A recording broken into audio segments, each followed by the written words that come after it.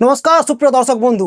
বিহার বিধানসভা নির্বাচনের দিন যত এগিয়ে আসতেছে, রাজনৈতিক প্রেমী বাঙালিদের মনে কিন্তু কৌতূহল ততই বেড়ে যাচ্ছে। এনডিএ অ্যালায়েন্স জিতবে নাকি ইন্ডিয়া অ্যালায়েন্স জিতবে? আমি ব্যক্তিগতভাবে মনে করি কোনো নির্বাচনের ফলাফলকেই আগে থেকে প্রেডিক্ট করা সম্ভব নয়, কারণ মানুষ মুখে এক কথা বলবে আর ভোট অন্য জায়গায় মেরতে চলে আসবে। 2021 সালে পশ্চিমবঙ্গের বিধানসভা নির্বাচন, 2024 সালে লোকসভা নির্বাচনের সময় আমরা দেখেছি কত বড় বড় মিডিয়া হাউসের প্রেডিকশান সব ভুল প্রমাণিত হয়েছে। তাই এই ভিডিওতে আমি কোনো রকম প্রেডিকশান করতে চাই না। তাছাড়া আমি কোনো রাজনৈতিক বিশ্লেষক নয়, আমি আপনার মতো একটা সাধারণ ছেলে। আমার মনে যেটা হয় আমি সেটাই আপনার সাথে শেয়ার করতে চাই। আমার ধারণাটাও পরে ভুল প্রমাণিত হতেই পারে। আর আপনিও কিন্তু আপনার মতামতটা কমেন্ট বক্সে অবশ্যই লিখবেন। আমি আপনার মতামতকেও সম্মানের সঙ্গে গ্রহণ করব।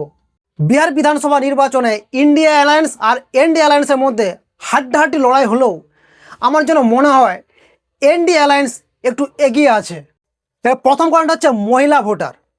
পশ্চিমবঙ্গ, বিহার, উত্তরপ্রদেশের প্রচুর ছেলে অন্য রাজ্যে গিয়ে পরিযায়ী শ্রমিকের কাজ করে, ফলে এই সমস্ত রাজ্যে মহিলা ভোটের সংখ্যা একটু বেশি হয়। আর এই তিনটা রাজ্যেতে ভোট জেতার ক্ষেত্রে মহিলাদের ভোট একটা বিরাট বড় ফ্যাক্টর হয়ে দাঁড়ায়। তাই এই তিনটা রাজ্যের প্রত্যেকটা রাজনৈতিক দলই চেষ্টা করে মহিলাদেরকে লোভানোর।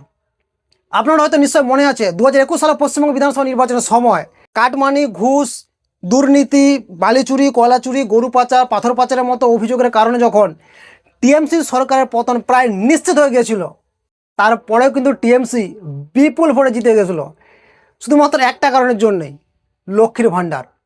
বিহারেও কিন্তু গেম চেঞ্জার সাবিত হতে পারে এই মুখ্যমন্ত্রী মহিলা রোজগার যোজনা।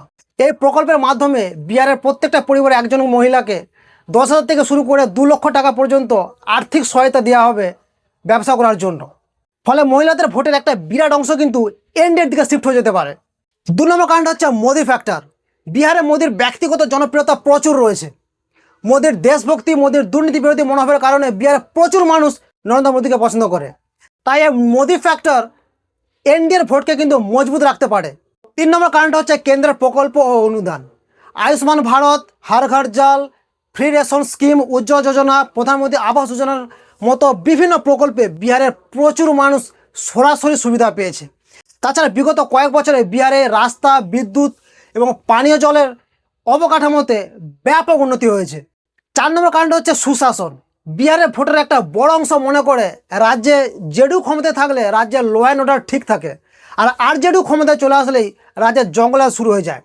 আর এই ভয়টাই এনডিএর ভোট ব্যাঙ্ককে একত্রে রাখে, বিশেষ করে সেই সব এলাকায় যেখানে মাইনরিটি সমস্যা আছে।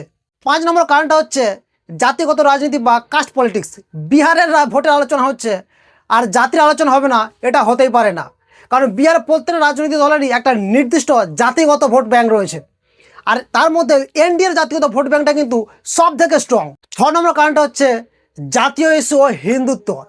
এনডিএর এই উগ্র দেশভক্তি, জাতীয়তাবাদ, রাম মন্দির, আপনার হচ্ছে পাকিস্তান আর বাংলাদেশের বিরোধী প্রচার, এগুলো কিন্তু সবই এনডিএর হিন্দু ভোটগুলোকে একত্রে রাখতে সাহায্য করে।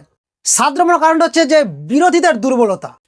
আইএনডিআই ব্লকের নেতৃত্বের অভাবের পাশাপাশি মুখ্যমন্ত্রী পদপ্রার্থী নিয়ে যে ধোঁয়াশাটা অনেক ভোটারের মধ্যে কিন্তু অনিশ্চয়তা তৈরি করতেছে।